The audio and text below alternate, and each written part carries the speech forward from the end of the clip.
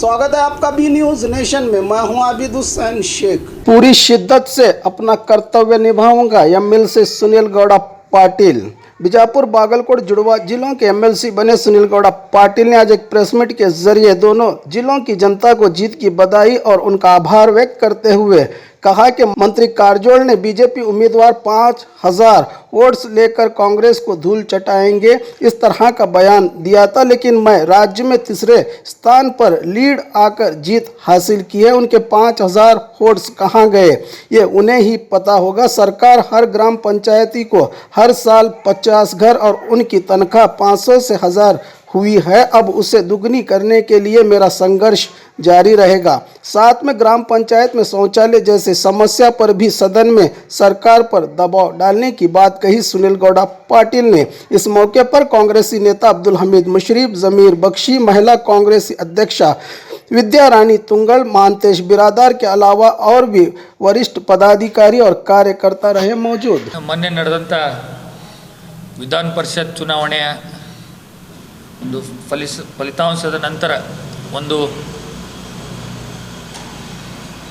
Press meet ನಾವು ಮಾಡಬೇಕಂತ ಹೇಳಿ ವಿಚಾರ ಮಾಡಿ ಇವತ್ತನ್ನು ಈ ಕಾಂಗ್ರೆಸ್ ಪಕ್ಷದ ಕಚೇರಿಯಲ್ಲಿ ಇವತ್ತು ಕರೆದಿದ್ದೀವಿ. ಅದಕ್ಕೆ ನಮ್ಮ ವೇದಿಕೆ ಮೇಲೆ ಉಪಸ್ಥಿತರಿದ್ದಂಥ ಹಿರಿಯರಾದಂಥ ಗುರುಗಳು ಕರ್ಪೂರ್ ಮಠ ಅವರು ಮತ್ತು ನಮ್ಮ ಆತ್ಮೀಯ ಗೆಳೆಯರಾದಂಥ ಸಂಗಮೇಶ್ ಬಬ್ಲೇಶ್ವರ್ ಅವರು, ನಮ್ಮ ಬಿಜಾಪುರದ 2018ರ ಅಭ್ಯರ್ಥಿಗಳಾದಂಥ ಅಬ್ದುಲ್ ಹಮೀದ್ ಮುಶ್ರೀಫ್ ಅವರು, ನಮ್ಮ ಆತ್ಮೀಯ ಗೆಳೆಯರಾದಂಥ ಮಹಾಂತೇಶ್ ಬಿರಾದರ್ ಅವರು, ಸಂಬಣ್ಣಿಯವರು, ಗಂಗಾಧರ್ ಸಂಬಣ್ಣಿಯವರು, ಮತ್ತು ಇಲ್ಲಿದ್ದಂಥ ಎಲ್ಲ ದೃಶ್ಯ ಮತ್ತು ಅಕ್ಷರ ಮಾಧ್ಯಮದ ಎಲ್ಲ ಮಾಧ್ಯಮ ಮಿತ್ರರೇ ಮತ್ತು ನಮ್ಮ ಪಕ್ಷದ ಯಾವತ್ತೂ ಹಿರಿಯರೇ, ಬಹುತೇಕ ಮೊನ್ನೆ ನಡೆದಂಥ ಚುನಾವಣೆಯಲ್ಲಿ ತಾವೆಲ್ಲರೂ ನನಗೆ ವೈಯಕ್ತಿಕವಾಗಿ ಭಾಳಷ್ಟು ತಾವು ಸಪೋರ್ಟ್ ಮಾಡಿದ್ರಿ. ಅದಕ್ಕೆ ತಮ್ಮೆಲ್ಲರಿಗೆ ಧನ್ಯವಾದಗಳನ್ನ ಹೇಳ್ತೀನಿ ನಾನು ಮೊದಲು.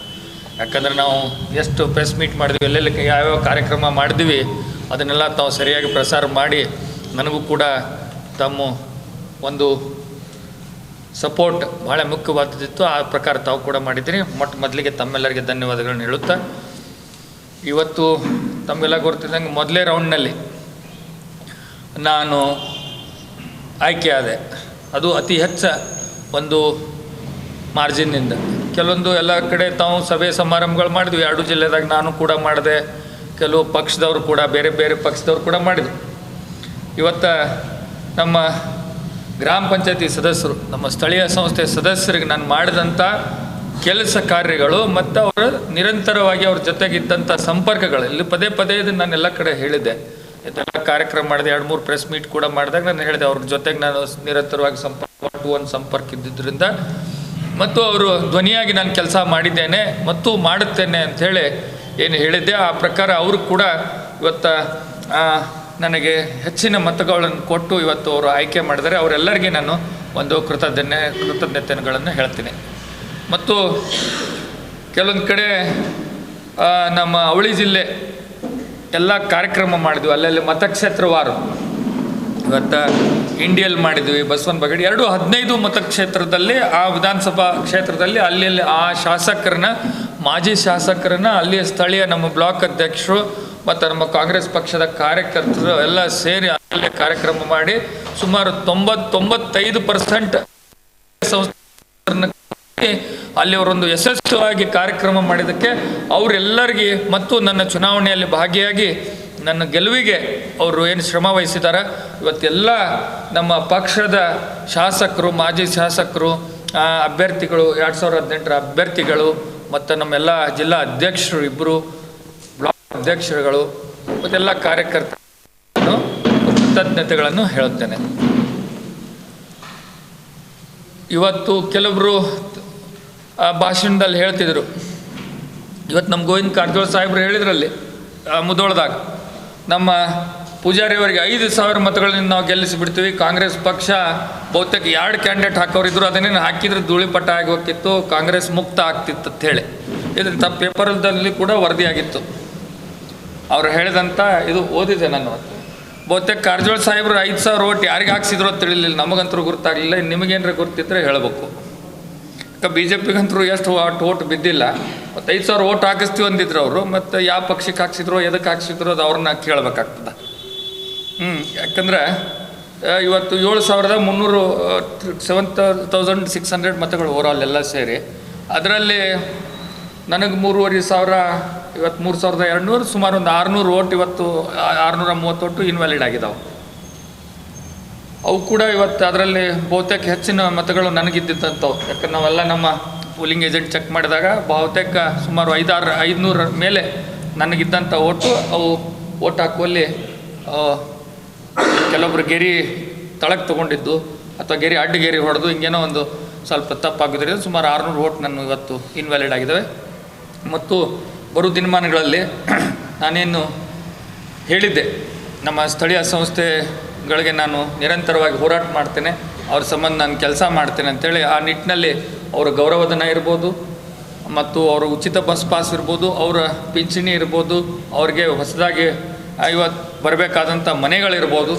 ಇಲ್ಲಿವರೆಗೆ ಯಾವುದೂ ಮನೆಗಳು ಸರ್ಕಾರದಿಂದ ಬಂದಿಲ್ಲ ಒಂದು 3 ವರ್ಷದಿಂದ. ಆ ಮನೆಗಳು ಕನಿಷ್ಠ ಪಕ್ಷ 50 ಮನೆಗಳಾದರೂ ಒಂದು ಗ್ರಾಮ ಪಂಚಾಯತಿಗೆ ಕೊಡ್ರಿ ಅಂತೇಳಿ ಅದನ್ನು ನನ್ನ ನೆಕ್ಸ್ಟ್ ನನ್ನ ಹೋರಾಟ ನಾನು ಮಾಡ್ತೇನೆ. ಮತ್ತು ಶೌಚಾಲಯ ಬಗ್ಗೆ ಕೂಡ ಭಾಳಷ್ಟು ಕಡೆ ನಾನು ಹೇಳಿದ್ದೀನಿ.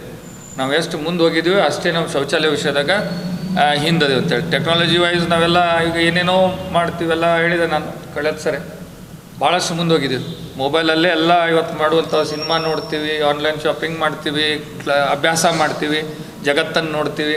ಆದರೆ ಶೌಚಾಲಯದಾಗ ಅಷ್ಟೇ ನಾವು ಹಿಂದಿರೋದ್ರಿಂದ ಶೌಚಾಲಯಕ್ಕೂ ಕೂಡ ಹೆಚ್ಚು ಒತ್ತು ಕೊಡುವಂಗೆ ಸರ್ಕಾರಕ್ಕೆ ನಾನು ಒತ್ತಾಯ ಮಾಡ್ತೀನಿ. ಶೌಚಾಲಯ ಅಂದರೆ ಶೌಚಾಲಯ ಕಟ್ಟಿದ್ದಾರೆ, ಅದನ್ನು ಮೇಂಟೆನೆನ್ಸ್ ಪಂಚಾಯತಿಯವರು ಮಾಡುವಂಗೆ, ಆ ಸಿಬ್ಬಂದಿ ವರ್ಗಕ್ಕೆ ಸರಿಯಾಗಿ ವೇತನ ಕೊಡುವಂಗೆ, ಅದಕ್ಕೆ ಆಗಿ ಪ್ಯೂರ್ಲಿ ಸ್ವಚ್ಛತೆ ಮಾಡಲಿಕ್ಕೆ ಕೆಲವೊಂದು ಸಿಬ್ಬಂದಿಯನ್ನು ಆ ಪ್ರತಿಯೊಂದು ಗ್ರಾಮ ಪಂಚಾಯತಿಗೆ ಮೀಸಲಿಟ್ಟು ಅದನ್ನು ಕ್ಲೀನ್ ಮೇಂಟೈನ್ ಮಾಡುವಂಗೆ ವ್ಯವಸ್ಥೆ ಮಾಡಲಿಕ್ಕೆ ಕೂಡ ನಾನು ಒತ್ತಾಯ ಮಾಡ್ತೀನಿ.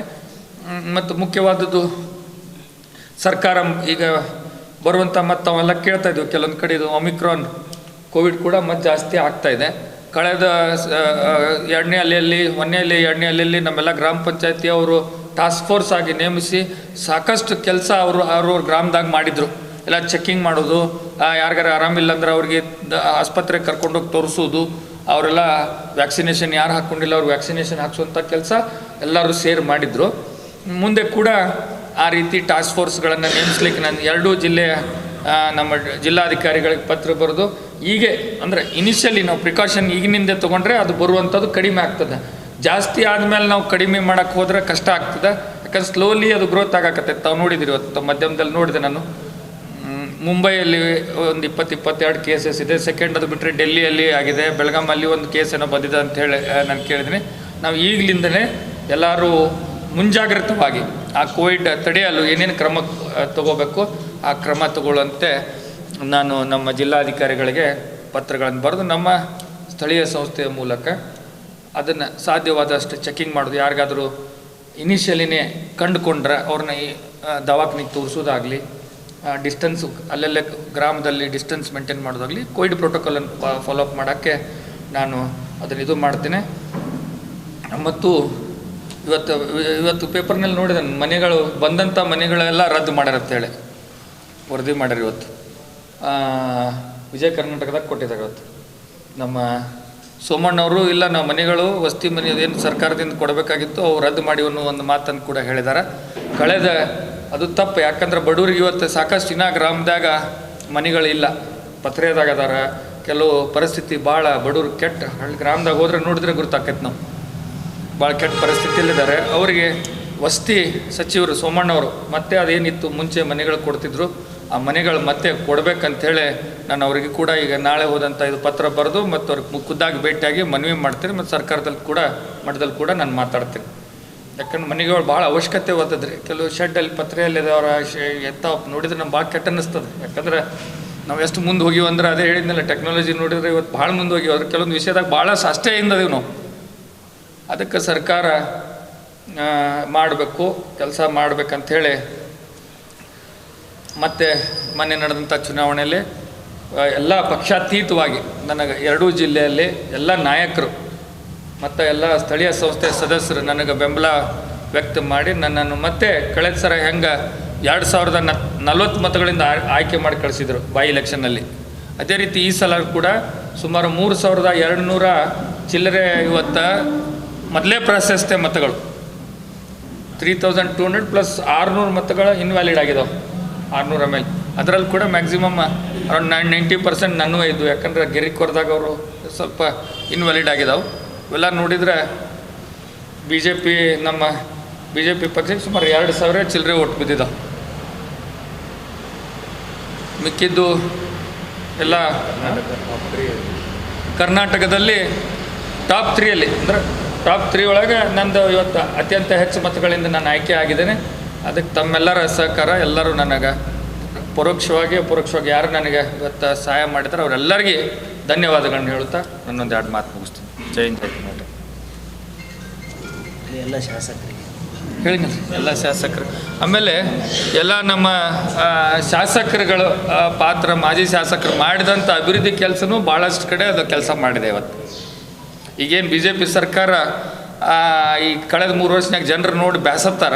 ಈಗ ಇವರು ಹೇಳಕತ್ತಾರೆ ಎಲ್ಲಿ ಹೋದಲ್ಲೆಲ್ಲ, ಏನು ರೀ ನಮ್ಮ ಸಿದ್ದರಾಮಯ್ಯವ್ರ ನೇತೃತ್ವದ ಸರ್ಕಾರ ಇತ್ತು, 2013ರಿಂದ 2018 15 ಲಕ್ಷ ಮನೆ ಕೊಟ್ಟರು, ಸಾಕಷ್ಟು ನೀರಾವರಿ ಯೋಜನೆ ಮಾಡಿದರು, ಸಾಕಷ್ಟು ಗ್ರಾಮದಾಗ ರಸ್ತೆ ಆದವು, SCP TSP ಒಳಗೆ ಬೋರ್ವೆಲ್ಗಳಾದವು, CC ರಸ್ತೆ ಆದವು, ಅನೇಕ ಸ್ಕೀಮ್ಗಳಿದ್ದು, ಮನೆಗಳು, ವಸತಿ, ಇವೆಲ್ಲ ಈ ಸದ್ಯಕ್ಕೆ ಯಾವ ಒಂದೂ ಸ್ಕೀಮ್ ಇಲ್ಲ. ಎಲ್ಲ ಸ್ಕೀಮ್ ಬಂದಾಗ SC ST ಬೋರ್ವೆಲ್ಗಳಿರ್ಬೋದು, ಆಮೇಲೆ ನಮ್ಮ CHD ನಮ್ಮ ದ್ರಾಕ್ಷಿ ಬೆಳೆಗಾರರು ಇವತ್ತು ಒಂದು CHD ಇಲ್ಲ ಅವ್ರಿಗೆ, ಕೃಷಿ ಹೊಂಡ ಇಲ್ಲ, ರೈತರಿಗಂತೂ ಏನೂ ಇಲ್ಲೇ ಇಲ್ಲ. ಅದಕ್ಕೆ ಇವೆಲ್ಲ ಜನರು ಬ್ಯಾಸತ್ತು. ನಮ್ಮ ಸರ್ಕಾರ, ನಮ್ಮ ಪಕ್ಷದ ಶಾಸಕರು ಇವತ್ತು ಶಿವಾನಂದ ಪಾಟೀಲ್ ಇರ್ಬೋದು, ಯಶವಂತರಾವ್ ಗೌಡ್ರು ಇರ್ಬೋದು, ಅಲ್ಲಿ ನಮ್ಮ ಆನಂದ್ ನ್ಯಾಮಗೌಡ್ರು ಇರ್ಬೋದು, ಮತ್ತು ಅದೇ ರೀತಿ ಸಿದ್ದರಾಮಯ್ಯ ಮುಖ್ಯವಾದಲ್ಲಿ ನಮ್ಮ ಬಾದಾಮಿಯಲ್ಲಿ ಸಿದ್ದರಾಮಯ್ಯ ಸಾಹೇಬ್ರಿದ್ದಾರೆ, ಮತ್ತು ಉಳ್ಕಿದ್ದೆಲ್ಲ ನಮ್ಮ ಮಾಜಿ ಶಾಸಕರಿದ್ದಾರೆ. ಅವರು ಕೂಡ ಅವಾಗ ಶಾಸಕರಿದ್ದರು ಆ ಸರ್ಕಾರನಾಗ, ಸಿದ್ದರಾಮಯ್ಯ ಸಾಹೇಬ್ರ ಸರ್ಕಾರದಾಗ. ಅವ್ರು ಮಾಡಿದಂಥ ಅಭಿವೃದ್ಧಿ ಕೆಲಸ ಕೂಡ ಈಗ ನನಗೆ ಅದು ಕೈ ಹಿಡ್ದಿದೆ ಇವತ್ತು. ಹ್ಞೂ ರೀ. ಹಾಂ ಹಾಂ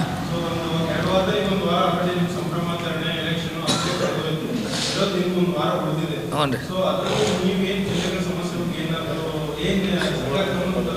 ಈಗ ನಾಳೆ ಸೋಮವಾರ ಅಂದರೆ ನಂದು 13ಕ್ಕೆ ಅಧಿವೇಶನ ಪ್ರಾರಂಭ ಆಯ್ತು, 14ಕ್ಕೆ ರಿಸಲ್ಟ್ ಇಲ್ಲಿ ಇದು ಇತ್ತು. ಅದಾದ ನಂತರ ಪಾಪ ಎಲ್ಲ ಹಳ್ಳಿಯಿಂದ ಜನ ಬರಾಕ್ತಿದ್ರು, ಬೇರೆ ಬೇರೆ ತಾಲೂಕಿನಿಂದ ದೂರದಿಂದ 100 ಕಿಲೋಮೀಟ್ರ್ ಆಗ್ತದೆ. ಇವತ್ತು ಬಾದಾಮಿಯಿಂದ ಹುನಗುಂದಿನಿಂದ ಹಾರ ಮತ್ತು ಇದೆಲ್ಲ ತೊಗೊಂಬಂದಾಗ ನಾವು ಮನೆಗೆ ಬಂದಾಗ ನಾವು ಮನ್ಯಾಗಿಲ್ಲ ಅಂಥೇಳಿ ನಾವು ಊರಿಗೆ ಹೋಗ್ಯಾರ್ರಿ ಅಂದ್ರೆ ತಪ್ಪಾಗ್ತದೆ ಅಂತೇಳಿ ನಾನೇ ಹೋಗಲಿಲ್ಲ. ಅವ್ರ ಸಂಬಂಧ ನಾನು 2-3 ದಿನ ಇಲ್ಲೇ ಇದ್ದೆ.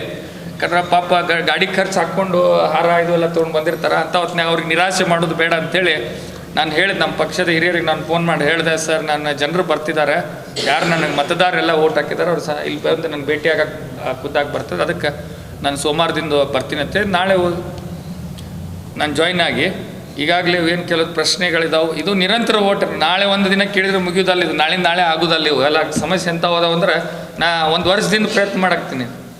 ಕೆಲವೊಂದು ಹೇಳಿದ್ನಲ್ರಿ ಗೌರವಧನ ಅದು ಒಂದು 500 ಇದ್ದಿದ್ದು 1000 ಆಯ್ತು.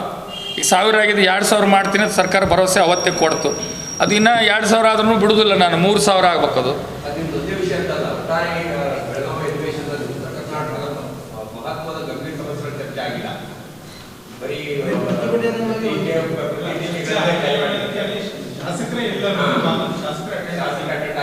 ಸರ್ ನಾನು ಯಾಕಂದರೆ ಜನರು ಇದ್ರಾಗ ನಾನು ಅಲ್ಲಿ ನೋಡಿಲ್ಲ ಏನಾಗೈತೆ ಅನ್ನೋದು, ಸುಮ್ಮನೆ ಗೊತ್ತಿರಲಾರ್ದು ಮಾತಾಡೋದು ತಪ್ಪಾಗ್ತದೆ. ನಾನು ಅಧಿವೇಶನ ಕಡೆ ಲಕ್ಷ್ಯ ಹೋಗಿಲ್ಲ, ಯಾಕಂದ್ರೆ ಇಲ್ಲಿ ಜನರು ಇಷ್ಟು ಬರಾಕತ್ತಿದ್ರು 2-3 ದಿನ ಪಾಪ ಎಲ್ಲ ಕಡೆ ಹಳ್ಳಿಯಿಂದ ಅವ್ರ ಜೊತೆಗೆ ನಾನು ಅವ್ರ ಜೋಡಿ ಇರೋದ್ರಿಂದ ಹಿಂಗಾಗಿ ನೀವು ಏನು ಮಾಧ್ಯಮದಲ್ಲಿ ಏನು ಬಂದಿದೆ ಅದು ಮಾತ್ರ ಓದಿದ್ದೀನಿ ನಾನು ಅಷ್ಟೇ. ಈಗ ನಾಳೆ ಇದೆ ಅಲ್ಲ ಸರ್, 1 ವಾರ ಇದೆ. ಈಗ ನಾಳೆಯಿಂದ ಗಂಭೀರವಾಗಿ ನಾನು ಹೋಗಿ ಅದರಲ್ಲಿ ನಾನು ಹೇಳಿದ್ನಲ್ಲ ನಾ ಈಗ ಸರ್, ಅದೇ ಮುಖ್ಯವಾದದ್ದು ವಸತಿ ಯೋಜನೆ ಹೇಳಿದೆ. 50 ಮನೆಗಳಾದರೂ ಸರ್ಕಾರದಿಂದ ಪ್ರತಿ ವರ್ಷ 50ಗಳ ಮನೆ ಪ್ರತಿ ಗ್ರಾಮ ಪಂಚಾಯತಿಗೆ 50 ಆದರೂ ಮಿನಿಮಮ್ ಮನೆಗಳು ಕೊಡ್ಬೇಕಂತೇಳಿ. ಈಗ ನಾವು 100-200 ಕೇಳಿದ್ರೆ ಸರ್ಕಾರದಿಂದ ಆಗೋದಿಲ್ಲ. ಅದಕ್ಕೆ ಮಿನಿಮಮ್ 50 ಕೊಟ್ಟರೆ ಸಾಕು. ಒಂದು ಗ್ರಾಮ ಪಂಚಾಯತಿಯಲ್ಲಿ ಒಂದು 20-25 ಜನ ಸದಸ್ಯರು ಇರ್ತಾರೆ, 2-2 ಮನೆ ಒಬ್ಬೊಬ್ರಿಗೆ ಬಂದರೆ ಸಾಕು, ಅವ್ರು ಮತ್ತೆ ಅಷ್ಟ ತೃಪ್ತಿ ಆಗ್ತದೆ.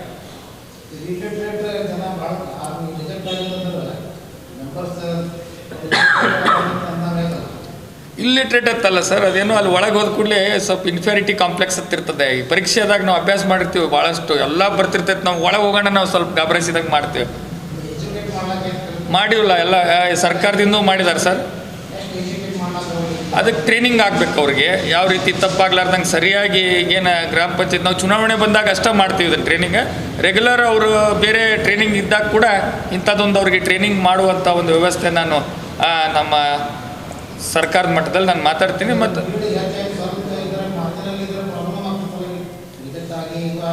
ಹೌದು ಸರ್, ಇದ್ರ ಬಗ್ಗೆ ನಾನು ಕಳೆದ ಸರೇನು 400 ಮೇಲೆ ವೋಟ್ ಇನ್ವ್ಯಾಲಿಡ್ ಆಗಿದ್ದು ವೋಟ್ ಚುನಾವಣೆಯಲ್ಲಿ. ಅದನ್ನು ಗಮನದಲ್ಲಿ ಇಟ್ಕೊಂಡು ಈ ಸಲ ನಾವು ಖುದ್ದಾಗಿ ನಮ್ಮ ಏನು ಪಕ್ಷದ ಎಲ್ಲ ಕಾರ್ಯಕರ್ತರಿದ್ರಲ್ಲ ಎಲ್ಲರಿಗೆ ನಾವು ಒಂದು ಇದು ಕೊಟ್ಟಿದ್ದೀವಿ, ಅವ್ರಿಗೆ ಪ್ರಾಕ್ಟೀಸ್ ಮಾಡಿಸ್ರಿ ಅಂತ ಹೇಳಿ. ಒಂದು ಬ್ಲ್ಯಾಕ್ ಮಾಡಲ್ ಬ್ಯಾಲೆಟ್ ಪೇಪರ್ ಬ್ಲ್ಯಾಂಕ್ ಅಂದರೆ ಅದ್ರಾಗ ಹೋಗಿ ಒಂದು ಗೆರೆ ಕೊರಿಸ್ರಿ, ನೀವೇ ಮುನ್ನಿತ್ತು ಕೊರಿಸ್ರಿ, ಈ ಟೈಪ್ ಉದ್ದ ಗೆರೆ ಕೊರಿಬೇಕಂತೇಳಿ. ಅಂದರೂ ಕೂಡ ಕೆಲವೊಬ್ರು ತಪ್ಪಿದ್ದಾರೆ. ಅದು ಎದಕ್ಕೆ ತಪ್ಪಿದ್ದಾರೆ ಅನ್ನೋದು ನಮಗಂತರೂ ಈಗ ಅವ್ರು ಯಾರ್ದು ಓಟ್ ತಪ್ಪೈತೆ ಅನ್ನೋದು ಗೊತ್ತಾಗಂಗಿಲ್ಲ, ಯಾರು ತಪ್ಪಿದ್ದಾರೆ ಅನ್ನೋದು. ಇಲ್ಲ, ಮಹಿಳೆಯರು ಇರ್ತಾರೆ ರೀ, ಫಸ್ಟ್ ಟೈಮ್ ಬಂದಿರ್ತಾರೆ ಕೆಲವೊಬ್ಬರು ಹೆಣ್ಮಕ್ಳು. ಅದು ಈಗ ಒಳಗೆ ಅಲ್ಲಿ ಪೋಲಿಂಗ್ ಸ್ಟೇಷನ್ದಾಗೋದು ಹೋದ ಕೂಡಲೇ ಸ್ವಲ್ಪ ಇನ್ಕ್ವೈರಿ ಹೆದರಿ ಬಿಡ್ತಾರೆ. ಹೆದರಿ ಏನೋ ಮಾಡಕ್ಕೆ ಗೆರೆ ಕೊರಿ ಮುಂದಾಗ ಸ್ವಲ್ಪ ತೊಳಗೆ ಮಾಡ್ಯಾರ. ಆಮೇಲೆ ಗೆರೆ ನಮ್ಮವ್ರಿಗೆ ಉದ್ದ ಗೆರೆ ಕೊರೋದು ಅವ್ರು ಅಡ್ಡ ಗೆರೆ ಕೊಡ್ತಾರೆ. ಹಿಂಗೇನೋ ಕೆಲವೊಂದು ಸಮಸ್ಯೆ ಆಗ್ಯಾವ.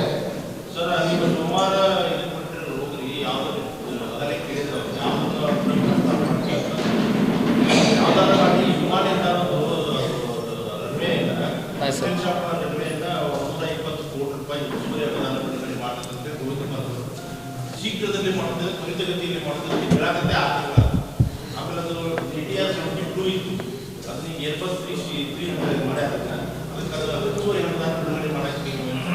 ಇಲ್ಲಿ ಮಾತಾಡ್ತೀನಿ ಸರ್. ಈ ಹಿಂದಕ್ಕೂ ನಾನು ಮಾತಾಡಿದೆ, ನಾನು ನಿಮ್ಗೆ ವಾಟ್ಸಪ್ ಕೂಡ ಹಾಕಿದ್ದೆ ಇದ್ರ ಬಗ್ಗೆ ನಿರಂತರ. ನಾನು ನಿಮ್ಮ ಗ್ರೂಪ್ನಾಗ ಅದನ್ನ ಏರ್ಪೋರ್ಟ್ ಇದ್ರಾಗ ನಿಮ್ಮ ಜೋಡಿ. ಅದಕ್ಕೆ ನಾ ಅವಾಗ ಕೂಡ ಸರ್ಕಾರಕ್ಕೆ ಪ್ರಶ್ನೆ ಕೇಳಿದ್ದೆ, ಒತ್ತಾಯ ಕೂಡ ಮಾಡಿದೆ, ಅದ್ರ ಬಗ್ಗೆ ಪತ್ರ ಕೂಡ ಕೊಟ್ಟಿದ್ದೆ. ನಾನು ಅದನ್ನು ಪ್ರಶ್ನೆ ಕೇಳಿದ್ದನ್ನು ಸರ್ ನಿಮ್ಗೆ ವಾಟ್ಸಪ್ ಕೂಡ ಹಾಕಿದ್ದೆ. ಮತ್ತೆ ನಾನು ಅದು ಈಗ ಸರ್ಕಾರಕ್ಕೆ ಅದನ್ನು ಒತ್ತಾಯ ಮಾಡ್ತೀನಿ ಮಾಡಿ. ಅದು ನಮ್ಮದು ಶಿವಮೊಗ್ಗದಾಗ ಯಾವ ರೀತಿ ಏರ್ಬಸ್ 320 ಇದು ಇಳಿಯುವಂಗೆ ಮತ್ತು ನೈಟ್ ಲ್ಯಾಂಡಿಂಗ್ ವ್ಯವಸ್ಥೆ ಆಗುವಂಥ ಒಂದು ಒಳ್ಳೆಯ, ಯಾಕಂದ್ರೆ ಟೂರಿಸಮ್ ನಮ್ಮ ಬಿಜಾಪುರ ಭಾಳ ದೊಡ್ಡದು ಉಳಿದ ಶಿವಮೊಗ್ಗ ಕಂಪೇರ್ ಮಾಡಿದರೆ. ಇಲ್ಲಂತ ಗೋಳ್ಗುಮುಟ್ಟು ಅದ್ಭುತವಾದಂಥ ನಮ್ಮ ಕಡೆ ಮಾನ್ಯುಮೆಂಟ್ಸ್ ಅದಾವೆ. ಇಲ್ಲಿ ಅಂತ ಮಾನ್ಯುಮೆಂಟ್ಸ್ ಎಲ್ಲಿಲ್ಲ. ಬಹುತೇಕ ಬೇರೆ ದೇಶದಾಗ ಇವತ್ತು ನಾವು ನೋಡಿದ್ರೆ ಎಲ್ಲಿ ಮಾನ್ಯುಮೆಂಟ್ಸ್ ಇಲ್ಲರಿ, ಬರೀ ಆ ಒಂದು ಸಮುದ್ರದ ಮೇಲೆ ಅವ್ರು ಇಡೀ ದೇಶನೇ ನಡೆದವ. ಅವರು ಎಕಾನಮಿ ಬರೀ ಒಂದು ಸಿ ಮೇಲೆ.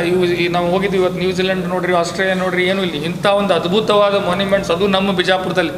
Second biggest dome in the world, Gol Gumbaz second biggest in the dome in the world ಜಗತ್ನಾಗ.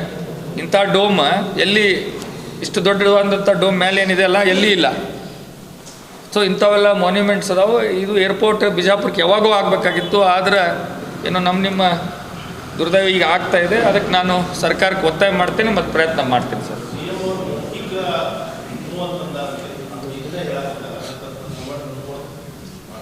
Yes sir, ನಿಮ್ಮ ಕಡೆ ನಾನು ಡೀಟೇಲ್ಸ್ ತೊಗೋತೀನಿ ಸರ್. ಲಾಸ್ಟ್ ಟೈಮ್ ತಾವು ಕೊಟ್ಟಿದ್ರಿ ನನಗೆ, ಆ ರೀತಿ ಮತ್ತೆ ತೊಗೊಂಡು ನಾನು ಅದು ಯಾವುದು ಮಾತಾಡ್ತೀನಿ.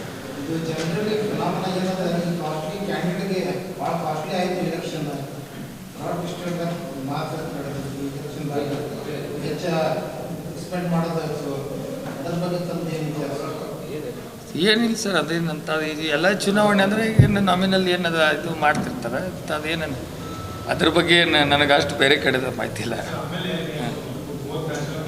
ಹಾಂ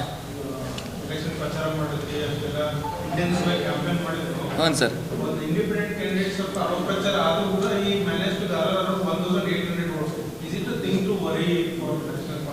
ಇಲ್ಲ ಸರ್, ಸರ್ ಅದು ನಮ್ಮ ಪಕ್ಷ ನಾವಂತರೂ ನಂದಂತರೂ ಮೊದಲೇ ರೌಂಡ್ನಾಗ ಇದು ಆಗೈತಿ.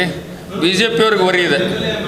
ಇಲ್ಲ, BJP ಅವ್ರಿಗೆ ವರಿ ಇದು. ಅವರು ಲಾಸ್ಟ್ 17 ಓಟಲ್ಲಿ ಆಯ್ಕೆ ಆಗಿದ್ದಾರೆ. ಅದಕ್ಕೆ ನಾ ಏನು ಫಸ್ಟ್ ಕೇಳಿದ ಪ್ರಶ್ನೆ ಅದೆಲ್ಲ, ಗೋವಿಂದ ಕಾರಜೋಳ ಸಾಹೇಬರು 5,000 ಮತಗಳು ನಮ್ಮ ಪೂಜಾರಿ ಅವ್ರಿಗೆ ಬೀಳ್ತದೆ, 5,000 ಮತಗಳಿಂದ ನಾವು ಆಯ್ಕೆ ಆಗ್ತೀವಿ, ಕಾಂಗ್ರೆಸ್ ಧೂಳಿಪಟ ಆಗ್ತದೆ, ಅದರಲ್ಲಿ ಕೂಡ 2 ಕ್ಯಾಂಡಿಡೇಟ್ ಹಾಕ್ತೀನಿ ಅಂದಿದ್ರು. ಅವರು 2 ಹಾಕಿದ್ರಂತರೂ ಮುಕ್ತ ಆಗ್ತದೆ ತಿಳಿದ್ರು. 5,000 ಓಟ್ ಅವ್ರು ಯಾರಿಗೆ ಹಾಕ್ಸಿದ್ರು ಅನ್ನೋದು ಗೊತ್ತಾಗಲಿಲ್ಲ ನನಗೆ. ಅದಕ್ಕೆ ನಿಮ್ಮ ಫಸ್ಟ್ ಬಂದು ಕೂಡ ಕೇಳಿದ್ನಲ್ಲ. ಇದು ನಿಮ್ಮ ಕನ್ನಡ ಪ್ರಭಾದಾಗ ಬಂದಂಥ ಆರ್ಟಿಕಲ್ ಇದೆ.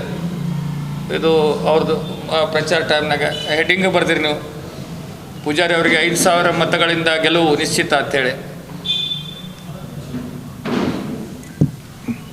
ಸೊ ಇದು ಬರುವ 2023ಕ್ಕೂ ದಿಕ್ಸೂಚಿ. ಯಾಕೆಂದರೆ ಇದು ಅವ್ರದ್ದು ಎಲ್ಲ ನೋಡ್ತಾ ಇದ್ರಿ ನೀವು, ಜನ ಬೇಸತ್ತಾರೆ ಈ ಸರ್ಕಾರಕ್ಕೆ.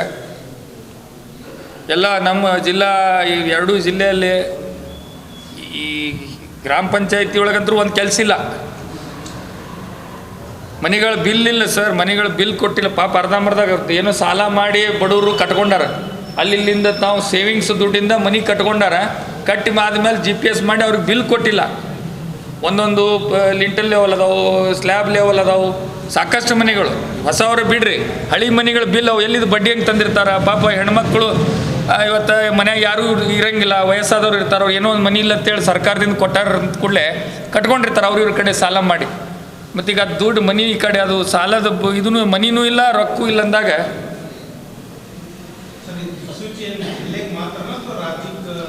ಈ ರಾಜ್ಯಕ್ಕೆ ಸರ್ ಇದೆ. ಈಗ ನೀರಾವರಿ ಯೋಜನೆ ತಗೋರಿ ಸರ್, ಈಗ ನೀರಾವರಿ ಯೋಜನೆ ತಗೋರಿ.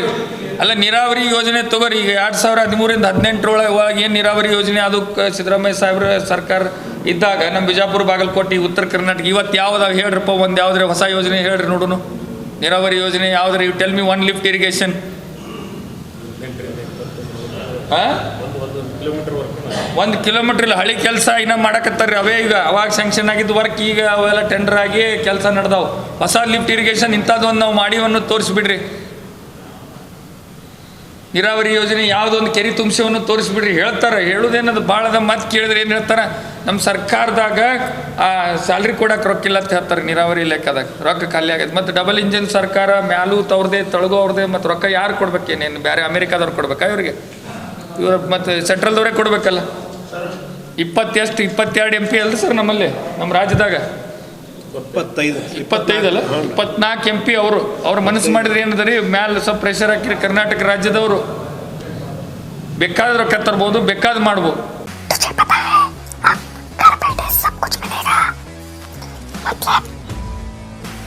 Food, grocery, raw chicken, mutton, fish, vegetables, fruit, juice, मिठाई, मेडिसिन, चाय और पानी, वो भी अपने मनपसंद शॉप से सिर्फ 30 मिनट में अपने घर तक।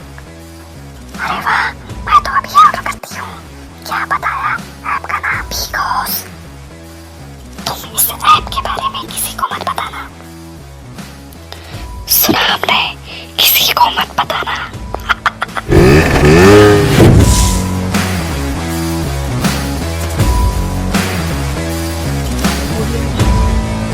बाघमारे हॉस्पिटल में औरतों से जुड़ी हर बीमारी के इलाज के साथ अब शुरू हो चुका है डिलीवरी। चाहे नॉर्मल हो या सिजेरियन, कम दामों में किया जाएगा। 24 घंटे माहिर डॉक्टरों की निगरानी में। अस्पताल का पता सखाफ रोज़ा 4 नंबर स्कूल के करीब, बीजापुर। और ख़बरों के लिए देखते रहिए बी न्यूज़ नेशन।